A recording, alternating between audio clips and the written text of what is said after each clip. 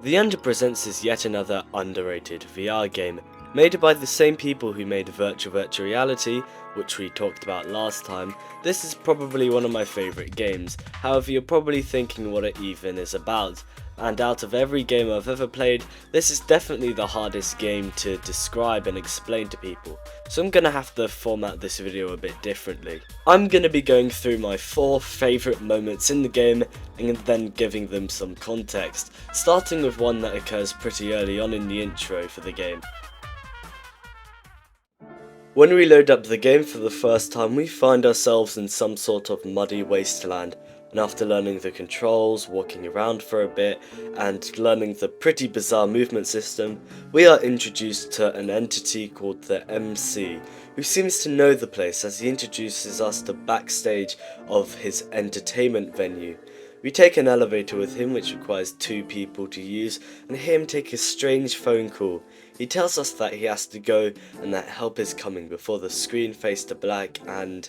oh, would you look at that, it's another player to help with the whole elevator thing, only it's not another player, it's actually you, the past version of you, doing all the things that you did when the MC was still here. And then bam, you're watching the past version of you, watching the past version of you, and this is just the first special moment in the game as your mind is blown as to this kind of detail where you're literally seeing the past playthroughs of yourself do the exact things that you did. It's the only kind of detail possible in VR, and not only is it cool, but you also solve some puzzles with this mechanic, and yeah, very cool.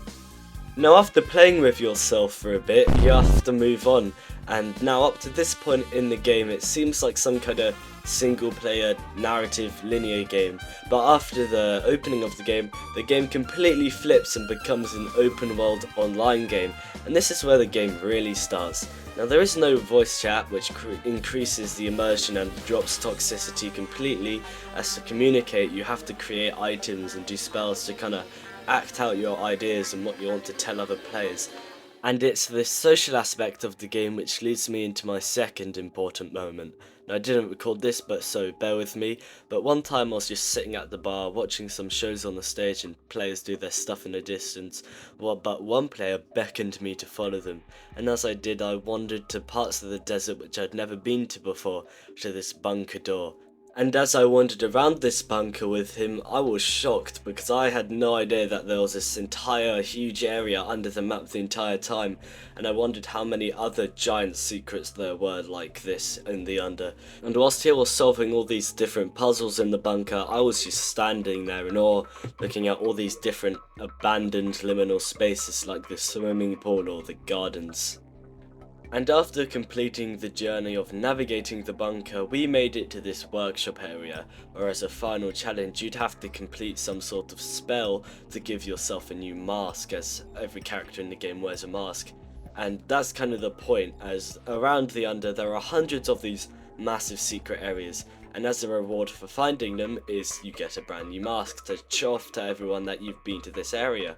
Now because I was so amazed by this discovery, I wanted to show some other players what I'd found in the bunker and everything, so I went to go to the stage and tried to make some people follow me, but as I tried to do so, I realised I'm doing the exact same thing the figure who brought me down into the bunker in the first place is doing, and that's just the second epic moment in the game, and going around finding all these hidden secret areas and solving puzzles with other players is just very cool. But you may be noticing something, and that's the title of the video, The Evil of Virtual Reality. What does that mean and how does it relate to the video? Well, let's get into that now. The Under Presents is all about theatre and storytelling. And what's a good story without a villain? The evil of the Under Presents, the main villain of the story. And I haven't really talked about the story mode for the game, aka the timeboat. The timeboat is alluded to throughout the game up to this point, from when the MC introduces you to it during the intro, to when he's constantly advertising it on the stage, or even in the in-game gift shop where it's selling in-game merch for timeboat.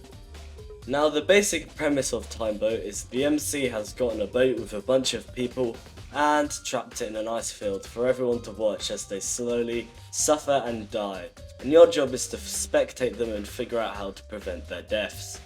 If the fact that the game is only in VR wasn't already enough, not many people are actually going to experience Timeboat because they just want to speedrun it for the achievement, or they get bored of watching the passengers do their thing, because you have to treat Timeboat not as a game, but more so as like a TV show. Speaking of TV shows, some of my favourite stories are ones with multiple perspectives and multiple main characters, and Timeboat is one of them, with you being able to watch one storyline and then go downstairs of the boat and see a completely different storyline. And these storylines are pretty cool, from the second in command being annoyed at the captain for being shit at their job, or this biologist being mad at his wife for giving more love to a dolphin. Pretty wacky.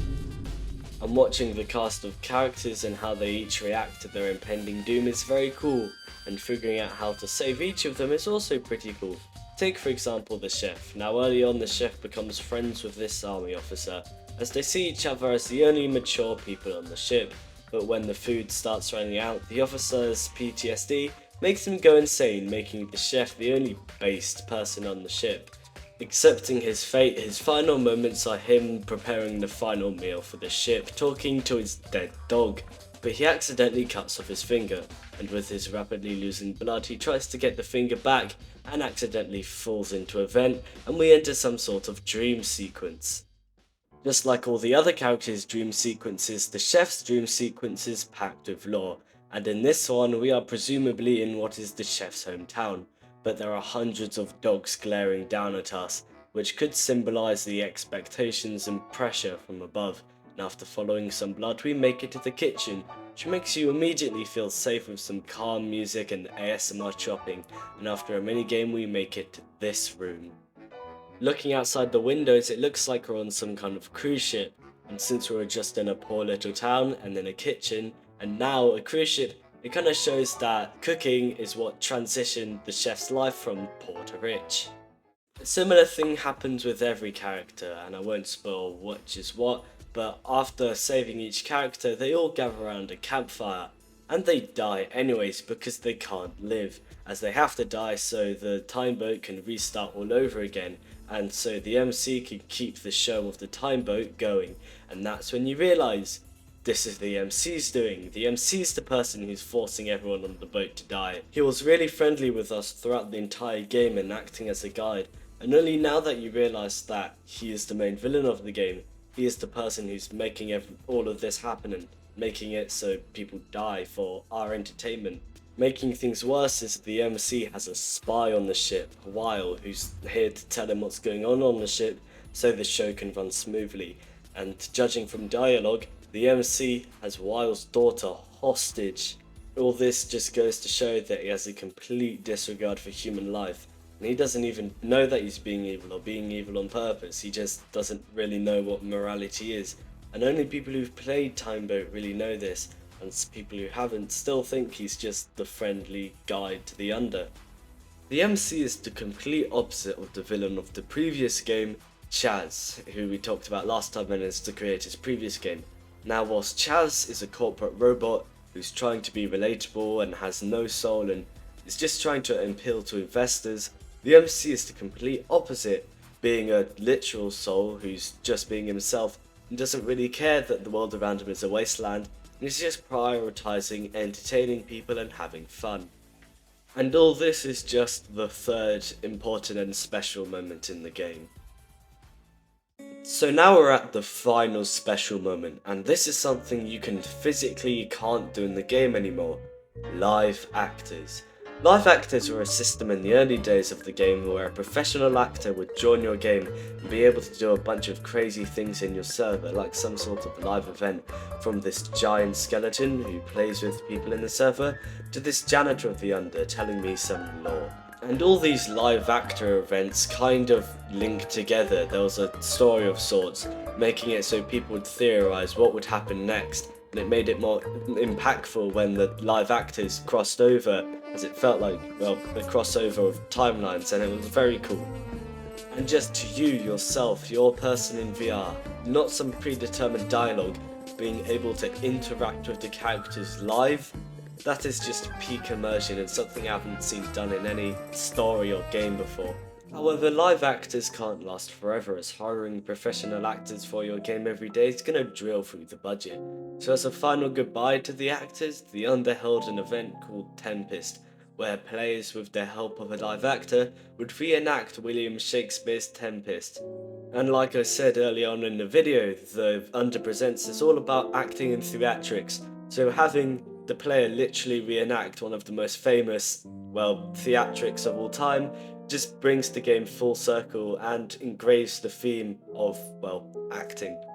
And the final special moment is simply the final showing of Tempest, where despite the lack of voice acting due to the bonds that everyone had created, all the players unanimously placed flowers down. And that's nice. And there you have it, the 4 special moments, and all this lore and history packed into a small little game at the bottom of the Oculus Quest store. And all this is to say why I recommend the game, but like I said, it's not exactly for everyone, but it is pretty cool.